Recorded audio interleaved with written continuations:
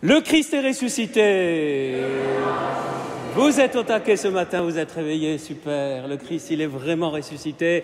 Et je vous signale, alors que nous nous acheminons vers la fin du temps pascal, avec le couronnement du temps pascal qui est la Pentecôte. Attention les amis, les enfants, et les grands-enfants, et les moins-enfants, enfin tous.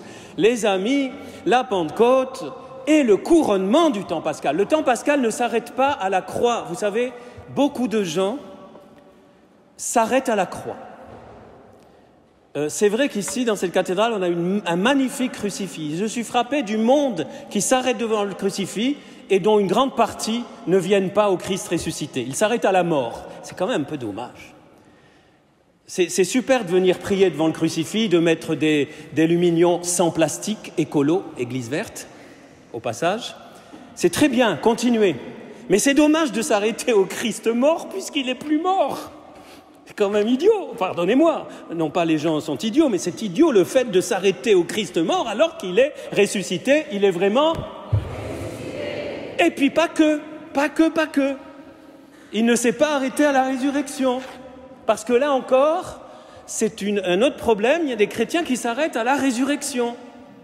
Le Christ, il est mort, il est ressuscité il y a 2000 ans, moi, ciao, je vis ma vie et on se retrouvera peut-être au dernier jour, je ne sais pas, voilà. Mais non. Après la résurrection, il est monté au ciel. Ah, vous suivez ce matin. Il est monté au ciel et il nous a quittés. Il nous a abandonnés. Oui ou non? Non. Heureusement. Et c'est là qu'intervient la Pentecôte. Heureusement qu'il y a la Pentecôte. Et la Pentecôte, c'est le Saint-Esprit qui nous a été donné, non pas il y a 2000 ans seulement, mais en permanence. Voilà pourquoi nous vivons le temps de Pentecôte. Je vous renvoie à ma prochaine vidéo dans la traversée dans 2 jours, pour ceux qui suivent la traversée. Nous vivons les temps de Pentecôte, nous recevons en permanence ce cher Saint-Esprit qui nous permet d'avancer et de remplir notre mission, comme nous l'avons dit le jour de l'Ascension. Ceux qui n'étaient pas là, qui n'ont pas écouté la prédication de l'Ascension dans cette cathédrale, vous la trouvez sur la chaîne YouTube FMJP2 International. N'hésitez pas à aller voir, il y a même des petits extraits, 2 minutes et demie, où vous pouvez avoir la version longue, 20 minutes. Et nous avons posé cette question, la question de l'Ascension, c'était « Répondrons-nous à l'appel du Seigneur ?» qui, au moment où il monte au ciel, de ses toutes dernières paroles, c'est « Vous en êtes les témoins, j'ai fait le job », il n'a pas dit comme ça exactement, mais « J'ai fait le job, j'ai fait le travail, j'ai sauvé le monde, c'est fait, il n'y a plus à le sauver », c'est quand même intéressant. Le monde est sauvé, ce n'est pas une petite nouvelle. Maintenant, à vous de répandre la nouvelle, et vous êtes incapable complètement, vous n'avez pas ce qu'il faut, mais moi je vous donne ce qu'il faut. Alors il n'a pas dit tout ça fait comme ça, vous allez écouter. Je vous équipe, notamment par l'Esprit Saint, les sacrements, la parole de Dieu, la communion de l'Église, etc., etc.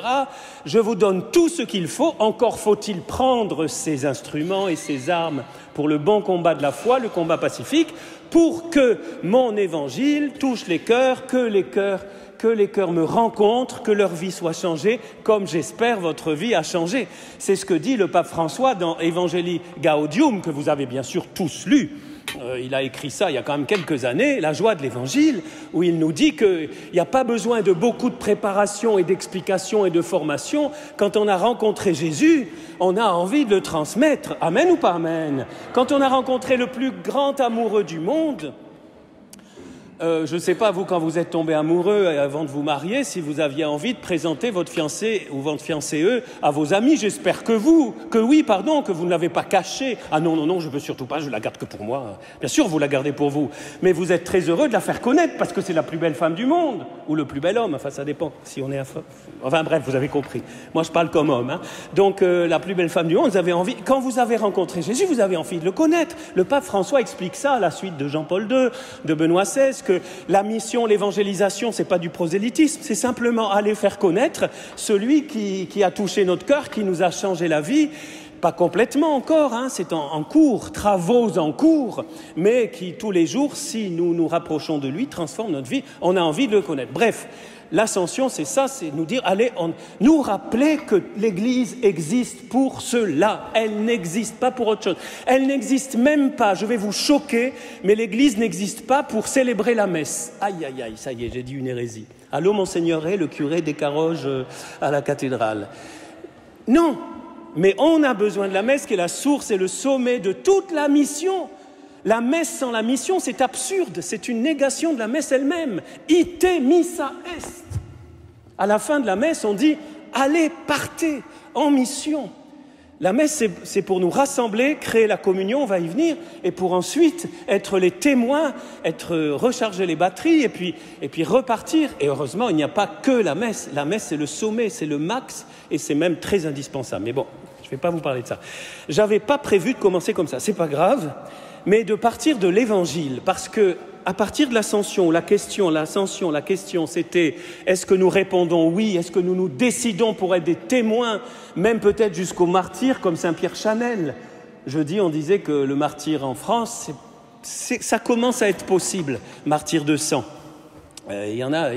On pense à certains qui ont été tués pour le nom de Jésus en France, au XXIe siècle. Mais enfin, il y a des pays où c'est leur quotidien, ils risquent leur vie tous les jours pour le simple fait, vous savez les amis, quand vous avez du mal à vous lever pour la messe, vous le dis, moi c'est mon cas parfois, hein, je l'avoue. Non pas pour célébrer, la messe c'est jamais une corvée pour moi, la messe j'y cours, la messe c'est mon plus grand bonheur de la journée. Mais parfois quand c'est un peu tôt, les vicaires le savent, je ne viens pas célébrer à 9h, je le confesse. J'ai beaucoup de mal à 9h du matin de célébrer la messe. Je préfère être plus réveillé encore. Bon, je suis comme ça, voilà.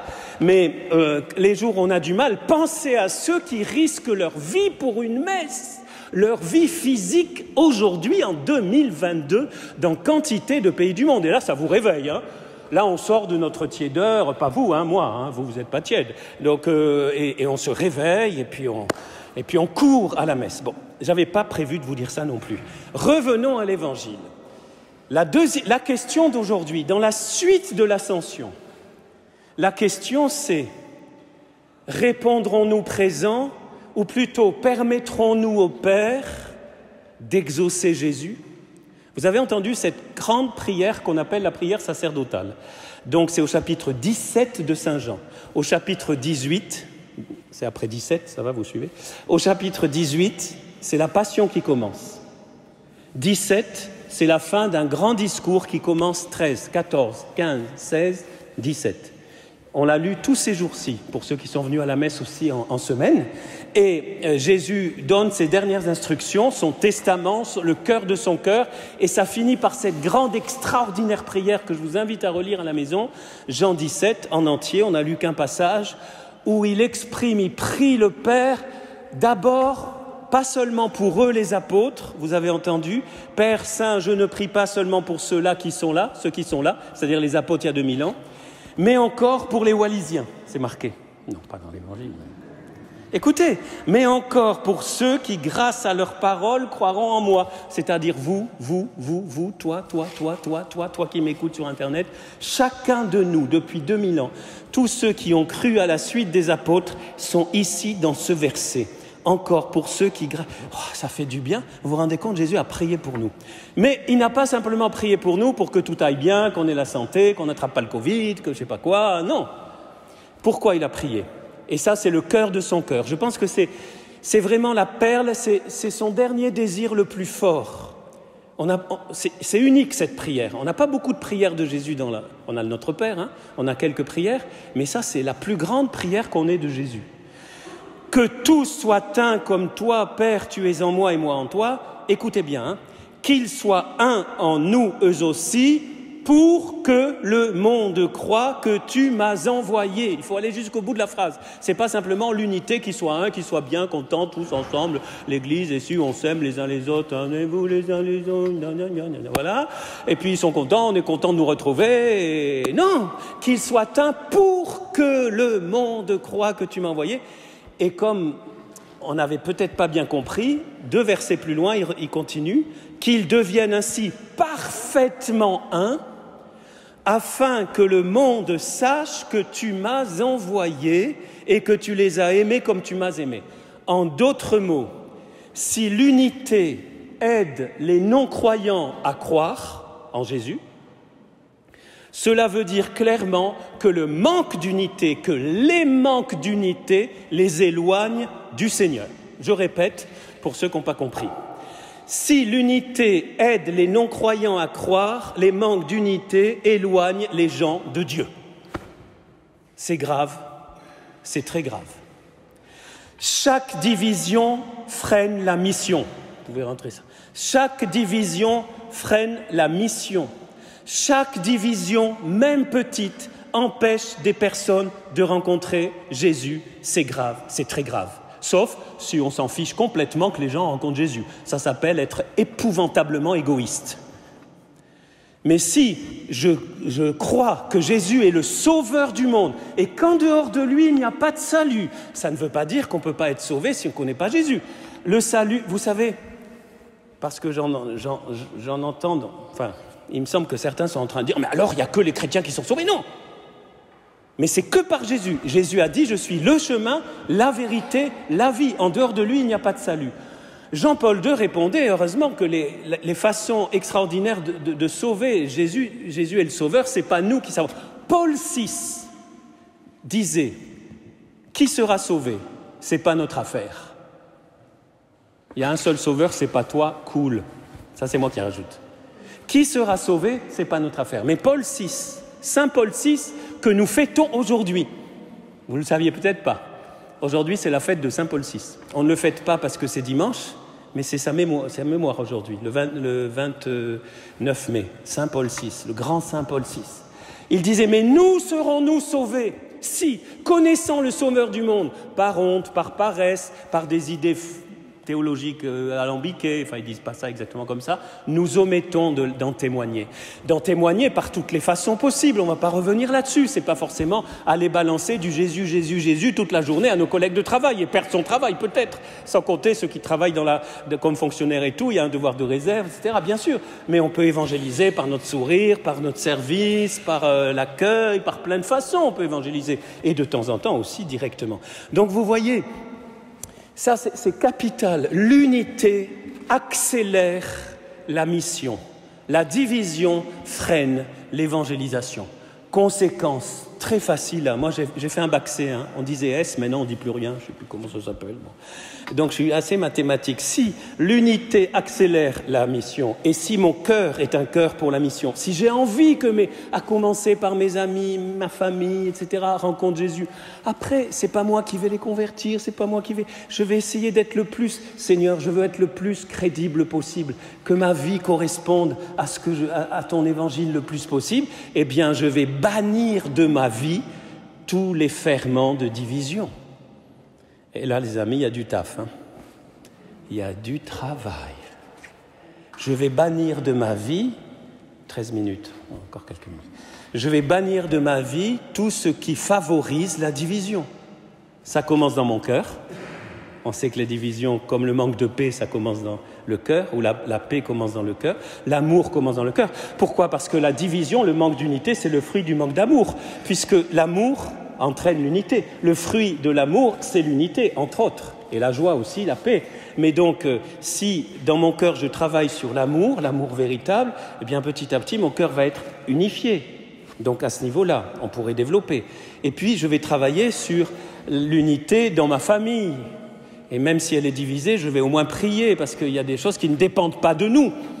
Attention, quand je dis division, ce n'est pas simplement séparation, divorce ou problèmes comme ça qui peuvent être graves et qui nous font souffrir. C'est « mon Dieu, je vous l'offre », comme disait ma grand-mère. Mais au moins ma part à moi. Où est-ce que voilà, Saint-Esprit, montre à chacun, s'il te plaît, où est-ce que je peux travailler sur davantage d'unité dans ma vie. Alors après, il y a l'unité. Personnellement, j'ai beaucoup d'amis pasteurs. Je prêche régulièrement dans l'unité des chrétiens, dans des rassemblements plutôt œcuméniques ou dans l'unité, je préfère dire. Et c'est super. Mais avant de vivre cette unité entre chrétiens, il faudrait commencer à la vivre entre cathos. Et alors là, il y a aussi du taf, les amis. À commencer par nos paroisses, nos communautés. Éloigner tout ce qui divise. Je vous donne pour finir deux petites pistes. Après, vous continuez. C'est un vaste sujet, plus qu'un sujet. Nous n'aurons jamais fini de chercher cette unité. Alors, dans nos paroles. Les médisances. Quand on parle derrière le dos des autres. Une décision que nous pourrions tous prendre. Ne plus jamais parler d'un absent ou d'une absente. Je crois qu'on a tous du travail. Ah, et arrêtez avec ce « je ne juge pas, je constate ». Alors ça, c'est la tarte à la crème. Hein. Je ne juge pas, je constate. Alors là, vous avez la parole de Dieu. Qui es-tu pour juger ton frère? Romains. Ne jugez pas pour ne pas être jugé. De la manière dont vous jugez, vous serez jugé. De la mesure dont vous mesurez, vous serez mesuré. Ah, c'est béton. Hein. Il n'y a pas besoin d'avoir fait 3 doctorats pour comprendre Jésus. Voilà. Et là, c'est super parce qu'on a du travail tous les jours. Conversion permanente. Je ne développe pas. Lisez le pape François, les paroles, les médisances qui peuvent être des bombes, du terrorisme. On peut être terroriste avec la langue. Moi, le premier, on a tous à nous convertir. Et je vous assure que cette conversion-là, si on la met en pratique, l'Église change. La cathédrale, je prophétise que dans 6 mois, elle n'est pas assez grande, il faudra faire 4 messes le dimanche. Si on est tous à se convertir personnellement sur l'unité, sur la charité, sur l'accueil, et là c'est la deuxième conversion, c'est les actes. Si on dit bonjour à ceux qui rentrent, si on salue notre voisin avant que la messe commence, après on prie, on bavarde plus. Hein. Mais si on est heureux, si on se met au service les uns des autres et de ceux qui viennent, si on ne pense pas qu'à notre petite paroisse, mais si aussi on travaille avec les autres paroisses, si on arrête les histoires de clochers, si grâce à Dieu, Fréjus Saint-Raphaël, ça va mieux. Bon. Si on arrête tout ça et si on s'unit et si on... Ah non, mais la soirée, elle est là, c'est pas ma paroisse. On s'en fiche. L'église, c'est l'église. C'est pas une paroisse. Jésus n'a pas fondé les paroisses. Pardonnez-moi de m'exciter. Mais Jésus n'a pas fondé de paroisse.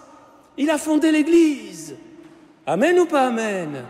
L'église qui après s'organise, bien sûr. J'ai rien contre les paroisses. Archiprêtre de la cathédrale. Bon, j'ai rien contre ça. Il faut les paroisses, il faut l'organisation. Mais Jésus n'a pas fondé de paroisse. Il a fondé l'Église. Et l'Église, tout homme, toute femme, d'abord tout chrétien et mon frère particulièrement, qui soit n'importe où dans le monde, et quelque part tout homme, toute femme est mon frère, même s'il n'est pas encore vraiment officiellement dans le Christ. Je le sais parce qu'il l'aime. Voilà. Oh, je m'arrête, Seigneur. Voilà. Mais vous voyez, les amis, pour conclure, il y a 2 choses. 1, cette décision, on pourrait continuer, mais c'est une décision à prendre. L'unité est un combat. Vous savez comment un autre nom du diable? Ouais. En fait, le démon qu'on appelle diable, diabolos, c'est celui qui divise. Bravo, le diviseur. L'unité, c'est ce que est le plus le diable. Si vous voulez éloigner le diable de vos maisons, une petite bénédiction, ça ne sert à rien si vous continuez à vous diviser. La bénédiction même du meilleur prêtre n'est pas magique. Pour éloigner le diable, rien de tel que l'amour fraternel et l'unité, ça va ensemble, rien de tel. Et pour que le monde croie, le diable déteste l'unité. Mais une dernière chose, Jésus a dit, comme nous sommes un Père, qu'il soit un. Et ça, c'est le cœur. J'aimerais une demi-heure là, mais j'ai plus que 2 minutes. J'essaie de ne pas dépasser 20 minutes, vous avez compris. Comme ils sont un, comme nous sommes un, qu'ils soient un. Ça, c'est le cœur. La décision ne suffit pas. La décision ne suffit pas. L'unité se reçoit à genoux. L'unité se reçoit dans la prière. L'unité se reçoit dans la prière personnelle et dans la prière communautaire. L'unité se reçoit plus nous nous rassemblons ensemble pour la recevoir du Seigneur et pour ensuite être des témoins crédibles. Alors, en écoutant sa parole, en recevant le corps et le sang du Christ, en recevant l'Esprit Saint, l'unité avance. Et nous propulse aussi vers nos frères et sœurs qui peut-être ne sont pas de la même église que nous, mais croient en Jésus, vrai Dieu, vrai homme. Et moi, je leur ai donné la gloire que tu m'as donnée pour qu'ils soient un comme nous sommes un, moi en eux et toi en moi. Cette gloire, c'est la présence de Dieu qui nous permet, qui descend sur notre décision. Vous voyez, imaginez votre décision pendant que je vous parle, j'espère, ça fait 19 minutes 39 que je vous parle, donc j'espère que certains ont déjà décidé, je veux être un artisan d'unité, voilà. Et pendant la messe, il y a le Saint-Esprit qui va descendre sur votre décision. Comme il va descendre sur le pain et le vin, il va descendre sur notre assemblée et il va fortifier cette décision. Alors après, c'est à tous les jours, hein, et ça va permettre des miracles d'unité. Permettez-moi de conclure avec un petit témoignage. Je laisse tout ce que j'avais écrit, sinon je vais être trop long. Un jour, je prêchais à Palerme, il y a de longues années, avec un ami pasteur, dans l'unité. Et c'était chez des catholiques. Il y avait 1000 personnes. Et on a prié pour les malades et pour ceux qui étaient liés par des démons, qui étaient liés par des pratiques, bref, qui avaient besoin d'être libérés. Je n'ai jamais vu de ma vie autant de guérison et de libération en peu de temps, parce qu'on imposait les mains, on priait ensemble, prêtre, pasteur. Le démon était furax, il partait dans la seconde. Il pouvait plus agir parce qu'il voyait un pasteur et un prêtre dans l'unité prier pour que ces gens soient guéris et délivrés. Je vous assure, je n'ai pas le temps de vous le développer, mais ce jour-là, j'ai compris que le diable ne supporte pas l'unité et que la meilleure façon pour que nos églises flambent du Saint-Esprit, c'est que nous cherchions cette unité dans l'amour fraternel très concrètement, et je vous assure, nous verrons des miracles. Au nom du Père et du Fils et du Saint-Esprit. Amen.